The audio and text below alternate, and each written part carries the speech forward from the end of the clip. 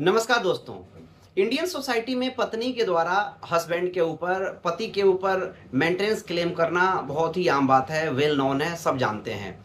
जब भी domestic dispute होता है या फिर मैट्रिमोनियल डिस्प्यूट होता है तो पत्नी के पास एक ही ऑप्शन होता है, वो दौड़ कर जाती है और मेंटेनेंस क्लेम करती है और डोमेस्टिक वायलेंस का केस करती है।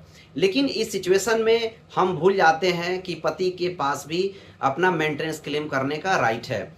ऐसे में लेकिन इसका एक कंडीशन है। कंडीशन ये है कि पति डिसेबल होना चाहिए, चाहे वो मेंटली हो या फिजिकली हो, या फिर उसके पास कोई इंडिपेंडेंट सोर्स ऑफ इनकम ना हो। तो इस सिचुएशन में पति जो है अपने पत्नी से भी मेंटेनेंस क्लेम कर सकता है।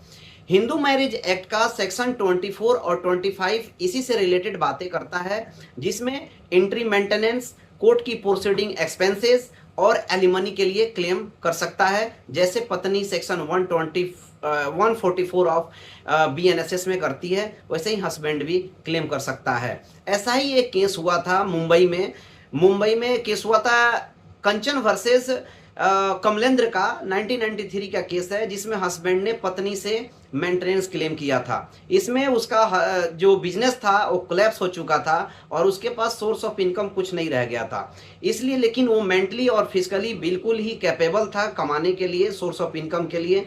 इसीलिए कोर्ट ने उसकी मेंटेनेंस ग्रांट नहीं की। ये थी छोटी सी जानकारी जहां पर हस्बैंड अपनी पत्नी से मेंटेनेंस क्लेम कर सकते हैं। Thank you so much.